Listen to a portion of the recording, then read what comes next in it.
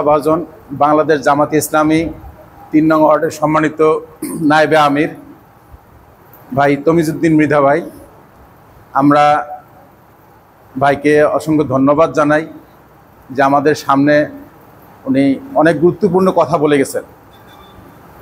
বাংলাদেশ জামাতে ইসলাম আজকের এই দিনে ন্যায় এবং ইনসাফ ভিত্তিক সমাজ প্রতিষ্ঠা করতে চায়। সেই লক্ষ্যে সেই আয়াতের ভিত্তিতে ইমাম সাহেব হুজুর যে আয়াতের দিয়ে আজকে মাগরিবের নামাজ পড়াইছেন, সেই আয়াতের ভিত্তিতেই উনি বাংলাদেশ জামাত ইসলাম এবং আজকে এই সাংগঠনিক এবং আল্লাহর জমি আল্লাহর দিন প্রতিষ্ঠার লক্ষ্যে যেই আমাদের করণীয়, যেটা আমাদের করণীয়, সেই করণীয় বিষয়ে উনি কথা বলছেন এতক্ষণ সময়। প্রিয় ভাইরা আমার, আল্লাহ তাআলা আমাদেরকে এই কথাগুলোর উপর আমল করার তৌফিক দান করুক।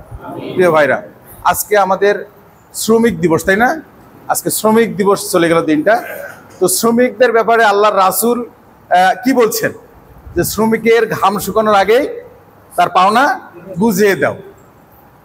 এই ইনসাফকে আমাদের এই সমাজে আছে? নাই। এই ইনসাফ ভিত্তিক সমাজ প্রতিষ্ঠার জন্যই বাংলাদেশ জামাত ইসলাম কাজ করে যাচ্ছে, ঠিক কিনা?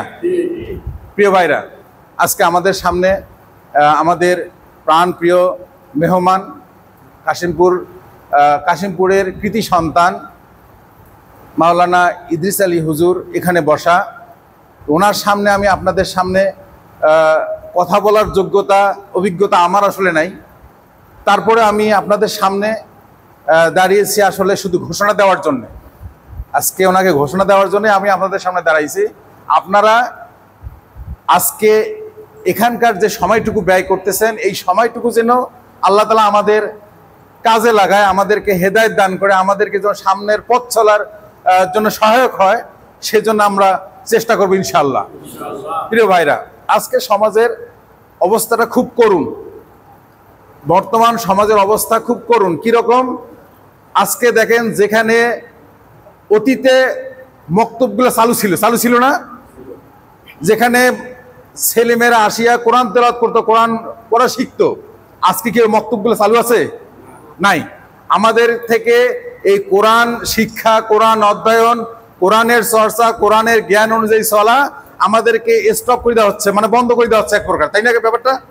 ফলশ্রুতিতে কি হচ্ছে আজকে আমাদের এই সমাজে মানে ঘুণে ধরা সমাজ আরো ঘুণে ধরতেছে। বাংলাদেশ জামাতে ইসলাম চেষ্টা করে যাচ্ছে যে প্রতিটা মানুষকে কোরআনের শিক্ষায় শিক্ষিত করতে, প্রতিটা মানুষকে জ্ঞান দিয়ে মানে সমাজে প্রতিষ্ঠা করতে। বাংলাদেশ জামাতে ইসলাম চাচ্ছে যে এই সমাজে যেন শান্তি প্রতিষ্ঠা হয়, কোনো মানুষ যেন ইনসাফের বাইরে না থাকে, ঠিক কিনা প্রিয় ভাইরা আমার? এই লক্ষ্যে আপনাদেরকেও কাজ করতে হবে। বাংলাদেশ জামাতে ইসলাম যেভাবেই যাচ্ছে ঠিক সেভাবে আপনাদেরকে আগায় আসতে হবে। আপনাদের সহযোগিতা দরকার, আপনারা সহযোগিতা করবেন। আপনারা যে যেখানে আছেন সেখান থেকে আমাদেরকে সহযোগিতা করবেন, শারীরিক, মানসিক, আর্থিক সব দিক থেকে। প্রিয় ভাইরা আমার, আমি আসলে বক্তৃতা করার জন্য দাঁড়াইনি, আমি পূর্বে বলছি যে আমি জাস্ট ঘোষণা দেওয়ার জন্য দাঁড়িয়েছি। আমাদের হুজুর এখানে বসা। প্রিয় ভাইরা আমার, এ পর্যায়ে আপনাদের সামনে আমাদের আজকের এই